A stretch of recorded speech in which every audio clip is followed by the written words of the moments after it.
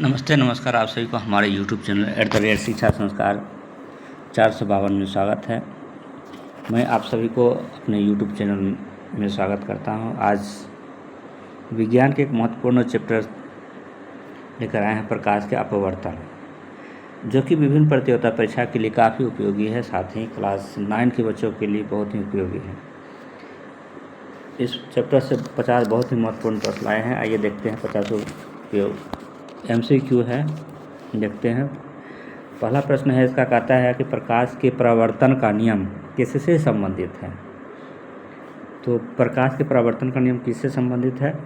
Option A आता है आपतन कोण बराबर होता है परावर्तन कोण के। ऑप्शन बी है आपतन कोण बड़ा होता है परावर्तन कोण से। आपतन कोण छोटा होता है परावर्तन कोण से। डी है इनमें से कोई नहीं। इसका सही जवाब क्या होगा? तो इसका सही जवाब हो जाएगा आपका ऑप्शन ए। सही जवाब हो जाएगा ऑप्शन ए हो जाएगा। आपतन कोण परावर्तन कोण दोनों ही बराबर होता है। तो इस प्रकार से इसका पहला का ऑप्शन ए हो गया। दूसरा प्रश्न देखेंगे हम लोग। दूसरा प्रश्न कहता है, दूसरा प्रश्न में है आपतन किरण, परावर्तित किरण और अभिलंब किस तल में होते हैं। ऑप्शन ए है एक ही तल में। ऑप्शन बी है अलग अलग तल में। ऑप्शन सी है समांतर तल में। ऑप्शन डी है इनमें से कोई नहीं। तो ये तीनों जो होते हैं एक ही तल में होता है, एक ही समतल सतह पर बना होता है, तो इसलिए इसका आंसर ए हो जाएगा। अगला प्रश्न देखेंगे हम लोग, प्रश्न नंबर 3 नंबर प्रश्न कहता है, समतल दर्पण द्वारा बनने वाला प्रतिबिंब कैसा होता है। समतल दर्पण में जो प्रतिबिंब बनता है वो कैसा बनता है। ऑप्शन ए है वास्तविक। ऑप्शन बी है आभासी। ऑप्शन सी है उल्टा। ऑप्शन डी है छोटा। यानी वस्तु से छोटा बनता है, वस्तु के उल्टा बनता है। ऑप्शन बी में है आभासी बनता है। ऑप्शन ए में है वास्तविक बनता है। कैसा बनता है? इसका सही जवाब हो जाएगा आभासी प्रतिबिंब बनता है। आभासी प्रतिबिंब बनता है, तो इसलिए इसका सही जवाब हो जाएगा ऑप्शन बी। अगला प्रश्न देखेंगे हम लोग, प्रश्न नंबर 4 नंबर का आता है, समतल दर्पण में प्रतिबिंब का आकार कैसा होता है। ऑप्शन ए कहता है वस्तु से बड़ा। ऑप्शन बी कहता है वस्तु से छोटा। ऑप्शन सी कहता है वस्तु के बराबर। ऑप्शन डी कहता है इनमें से कोई नहीं। तो इस प्रश्न का सही जवाब हो जाएगा ऑप्शन सी, वस्तु के बराबर। क्या हो जाएगा इसका सही जवाब? ऑप्शन सी, वस्तु के बराबर प्रतिबिंब बनता है समतल दर्पण में। तो इस प्रकार से इस प्रश्न का उत्तर हो जाएगा ऑप्शन सी। अगला प्रश्न देखेंगे हम लोग, प्रश्न नंबर 5। प्रश्न नंबर 5 कहता है, समतल दर्पण में प्रतिबिंब की दूरी कैसी होती है। समतल दर्पण में प्रतिबिंब की दूरी कैसी होती है। ऑप्शन ए कहता है वस्तु दूर से अधिक, वस्तु दूरी से अधिक, वस्तु दूरी से कम। ऑप्शन बी है। ऑप्शन सी है वस्तु दूरी के बराबर। ऑप्शन डी है 0। इस प्रश्न के सही जवाब हो जाएगा वस्तु दूरी से अधिक होता है। यानी प्रतिबिंब जो बनता है उसका वस्तु दूरी से अधिक दूरी पर जाकर के बनता है, तो इसलिए इसका सही जवाब हो जाएगा, इसका सही जवाब हो जाएगा ऑप्शन सी हो जाएगा। वस्तु दूरी से कम दूरी पर बनता है। 5 का सी हो जाएगा। सॉरी, 5 का सी हो जाएगा, वस्तु दूरी के बराबर बनता है। Option C is right answer.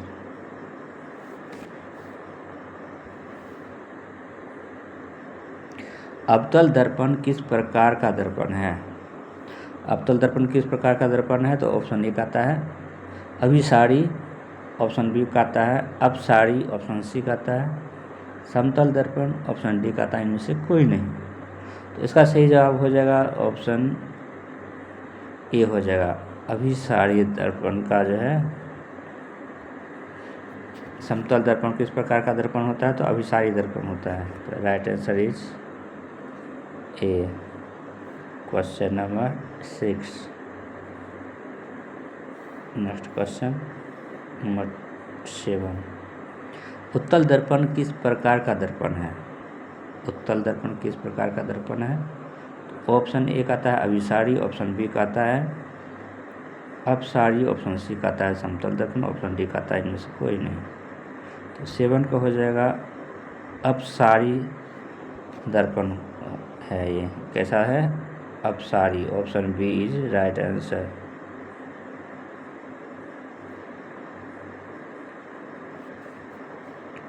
अगला प्रश्न देखेंगे हम लोग, प्रश्न नंबर 7। अवतल दर्पण में वस्तु अनंत पर हो तो प्रतिबिंब कहाँ बनेगा? प्रतिबिंब कहाँ बनता है? तो ये प्रतिबिंब जो बनता है, ऑप्शन ए का आता है ध्रुव पर, ऑप्शन बी का आता है फोकस पर, सी केंद्र पर, ऑप्शन डी अनंत पर। कहाँ बनता है? तो इसका जो है सही जवाब हो जाएगा फोकस दूरी पर बनता है। अवतल दर्पण के फोकस पर जो है इसका प्रतिबिंब बनता है जब वस्तु अनंत पर रखी जाती है। अगला प्रश्न देखेंगे, प्रश्न नंबर 9।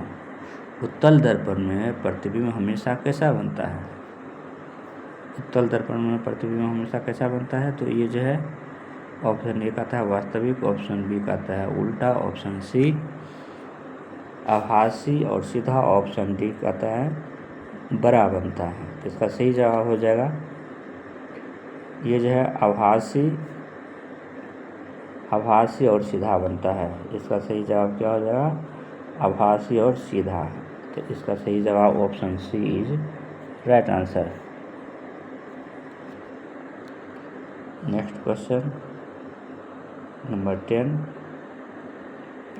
गोलाकार दर्पण का केंद्र किसे कहते हैं? गोलाकार दर्पण जो होता है, गोलीय दर्पण जिसको कहते हैं, गोलीय दर्पण का केंद्र कैसा होता है? ऑप्शन ए वक्रता सभी किसे कहते हैं? वक्रता केंद्र, ऑप्शन बी ध्रुव, option C focus, option D अक्ष। इसका सही जवाब हो जाएगा 10 का वक्रता केंद्र हो जाएगा। क्या हो जाएगा? वक्रता केंद्र है। इसका सही जवाब ऑप्शन ए हो जाएगा वक्रता केंद्र। प्रश्न नंबर 11 देखेंगे। 11 नंबर का आता है कि दर्पण का सूत्र क्या है? दर्पण सूत्र क्या है? दर्पण सूत्र ऑप्शन ए का आता है 1/f बराबर 1/11 1/f बराबर 1/v plus 1/u। Option B है f बराबर u प्लस v, ऑप्शन सी है 1/f बराबर u/v, ऑप्शन डी है f बराबर u गुना v। तो इसका सही जवाब हो जाएगा ए सही है इसका। इस प्रश्न का सही जवाब हो जाएगा ऑप्शन ए 1/f equal 1/v plus 1/u। Next question number 12 कहता है आवर्धन का सूत्र क्या है? आवर्धन का सूत्र है m बराबर v/u। m बराबर v/u, option A is right answer. अगला क्वेश्चन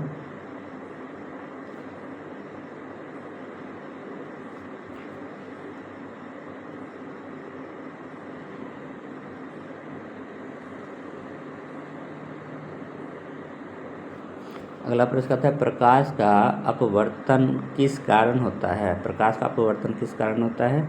इसका सही जवाब है माध्यम बदलने से होता है। किस कारण से होता है। माध्यम बदलने से होता है। सघन माध्यम से विरल माध्यम का ये उदाहरण है। या विरल से सघन माध्यम में जाना, सघन से विरल माध्यम में जाना। तो जब ये माध्यम बदलता है तो क्या होता है, प्रकाश का अपवर्तन होता है। तो इसका सही जवाब हो जाएगा ऑप्शन ए। अगला प्रश्न, प्रश्न नंबर 13, अपवर्तन के नियम किसने दिए। अपवर्तन के नियम किस वैज्ञानिक के द्वारा दिया गया था। तो वो वैज्ञानिक थे सेल। Option B is right answer. Next question, अपवर्तनांक किसका अनुपात है। अपवर्तनांक किसका अनुपात है। ये जो है वेग का अनुपात है। किसका है, वेग का। Option A is right answer. Next question,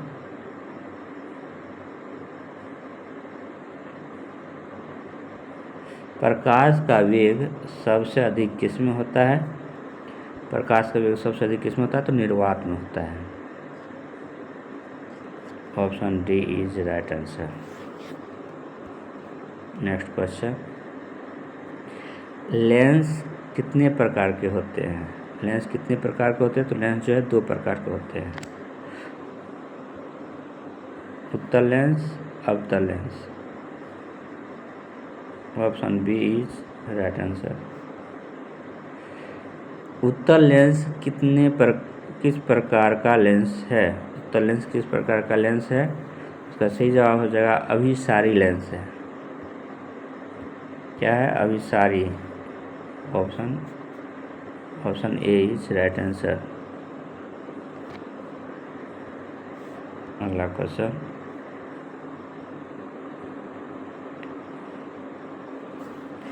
अवतल लेंस किस प्रकार का लेंस है। अवतल लेंस अपसारी लेंस है। क्या है, अपसारी lens. Option B is right answer. अगला प्रश्न,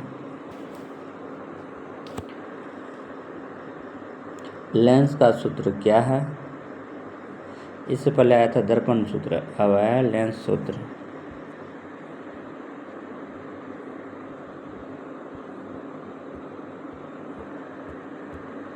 लेंस सूत्र का सही जवाब हो जाएगा 1/f equal 1/v minus 1/u। Option A is right answer. Question number 20। Next question, उत्तल लेंस द्वारा बना प्रतिबिंब कैसा हो सकता है। उत्तल लेंस द्वारा बना प्रतिबिंब कैसा हो सकता है। तो ये प्रतिबिंब हो सकता है, दोनों हो सकता है, वास्तविक और आभासी दोनों होगा। इसलिए इसका राइट आंसर हो जाएगा option C. Option C is right answer for question number 21।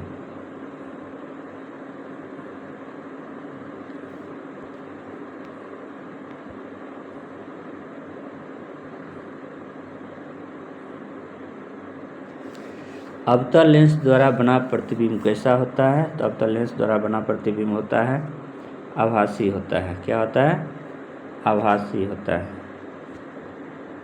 इसका सही जवाब हो जाएगा आभासी। Option B is right answer.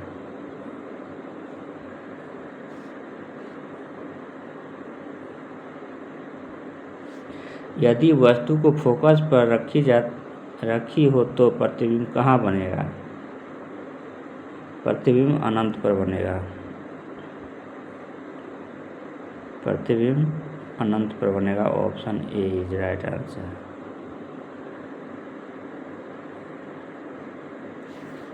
उत्तल दर्पण का उपयोग कहाँ होता है। उत्तल दर्पण का उपयोग कहाँ होता है। तो इसका सही जवाब है वाहन के रियर व्यू मिरर यानी साइड मिरर के रूप में।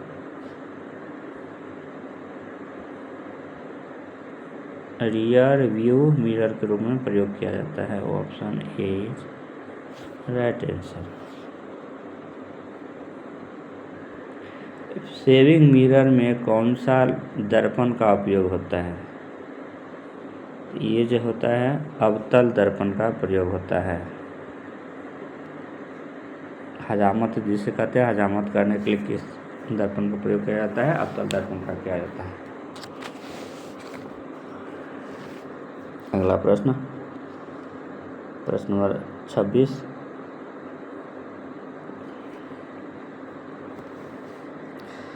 अवतल में प्रकाश की दिशा कब बदलती है? ये बदलती है माध्यम बदलने पर प्रकाश की दिशा बदल जाती है। Option A is right answer. अगला प्रश्न, क्रांतिक कोण किससे संबंधित है? क्रांतिक कोण पूर्ण आंतरिक परावर्तन से संबंधित है। किससे संबंधित है? पूर्ण आंतरिक परावर्तन। Option C is right answer. 28 number, पूर्ण आंतरिक परावर्तन कब होता है? जब सघन से विरल माध्यम में जाता है। जब सघन से विरल माध्यम में जाता है तब क्या आता है? पूर्ण आंतरिक परावर्तन होता है। पूर्ण आंतरिक परावर्तन होता है सघन से विरल माध्यम में जाने पर। Option A is right answer. अगला प्रश्न, इंद्रधनुष बनने का क्या कारण है या कारण क्या है? ये जो होता है इसका सही जवाब हो जाएगा परावर्तन और अपवर्तन दोनों होने के कारण जो है, परावर्तन और अपवर्तन दोनों होने के कारण क्या होता है? इंद्रधनुष बनते हैं। इसलिए इस प्रश्न का सही जवाब हो जाएगा ऑप्शन डी। अगला प्रश्न, कांच का अपवर्तनांक लगभग कितना होता है? कांच का अपवर्तनांक कितना होता है? तो 1.5। इसका सही जवाब हो जाएगा ऑप्शन बी।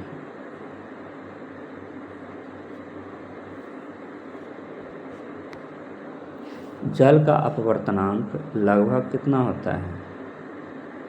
जल का अपवर्तनांक 1.33 होता है। Option A is right answer. हीरा का अपवर्तनांक कितना होता है? हीरा का अपवर्तनांक होता है 2.42। हीरा का अपवर्तनांक कितना होता है? 2.42। Option B is right answer for question number 32। समतल दर्पण में प्रतिबिंब की प्रकृति क्या होती है? आभासी होती है। क्या होती है? आभासी होती है। इसका सही जवाब हो जाएगा option A. Option A is right answer question number 33।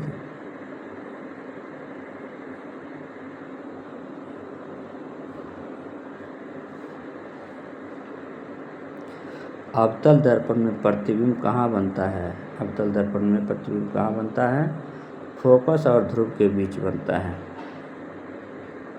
Focus और ध्रुव के बीच बनता है। Option A is right answer.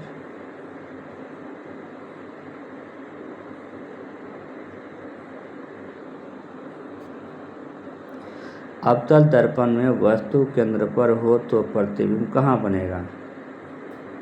केंद्र पर बनता है। ऑप्शन ए केंद्र पर। लेंस की क्षमता की इकाई क्या है? तो डायोप्टर है। Diopter. Option B is right answer question number 36। शक्ति का सूत्र क्या है? शक्ति का सूत्र है P बराबर 1/F। P बराबर या P equal 1/F। Option A is right answer. Next question, lens की क्षमता कैसी होती है? लेंस की क्षमता कैसी होती है? धनात्मक होती है या ऋणात्मक होती है? तो ये जो होती है धनात्मक होती है लेंस की क्षमता, या लेंस की शक्ति हमेशा क्या होता है? धनात्मक होता है। वो ऑप्शन कौन लेंस की? तो उत्तल लेंस की। किस लेंस की? उत्तल लेंस की शक्ति जो होती है धनात्मक होती है। तो अवतल की इसके ठीक विपरीत हो जाएगा, ऋणात्मक हो जाएगा। अगला प्रश्न आही गया। अगला प्रश्न, अवतल लेंस की शक्ति कैसी होती है? तो ऋणात्मक होगी, वहाँ धनात्मक था। 39 का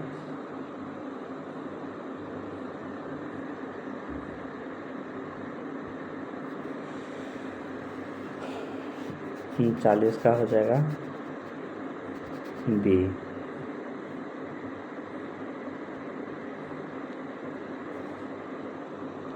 अगला प्रश्न,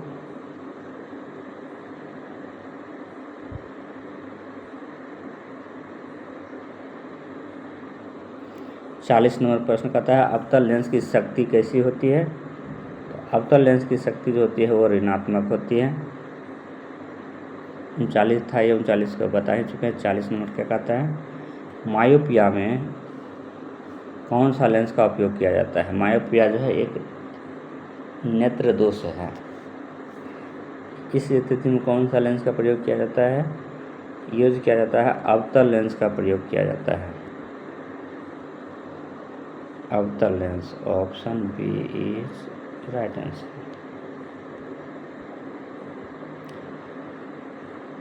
हाइपरमेट्रोपिया, हाइपरमेट्रोपिया में कौन सा लेंस का उपयोग किया जाता है? ये जो है उत्तल लेंस का प्रयोग किया जाता है इसमें।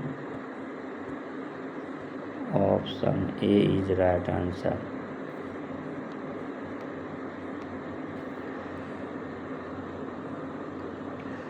अवतल परावर्तन किस सतह पर स्पष्ट होता है? किस सतह पर स्पष्ट होता है? तो इसका हो जाएगा चिकनी सतह पर स्पष्ट होता है। इसका सही जवाब हो जाएगा option A is right answer. विसरित परावर्तन किस सतह पर होता है?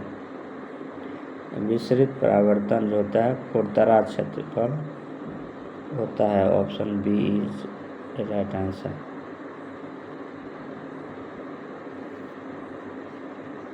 अगला प्रश्न, अपवर्तन में कौन सी राशि स्थिर रहती है? कौन सी राशि स्थिर रहती है? तो आवृत्ति, option A.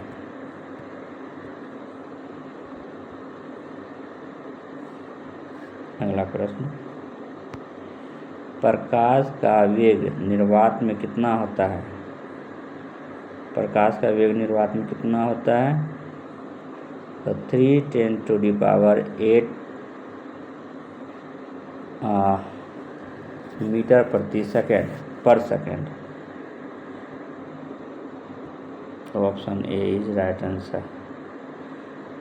3×10⁸ metre per second. Optical fibre किस सिद्धांत पर कार्य करता है? ऑप्टिकल फाइबर किस सिद्धांत पर काम करता है? ये जो है पूर्ण आंतरिक परावर्तन सिद्धांत पर काम करता है। किस पर काम करता है? पूर्ण आंतरिक परावर्तन सिद्धांत पर काम करता है, इसलिए इसका सही जवाब हो जाएगा ऑप्शन सी।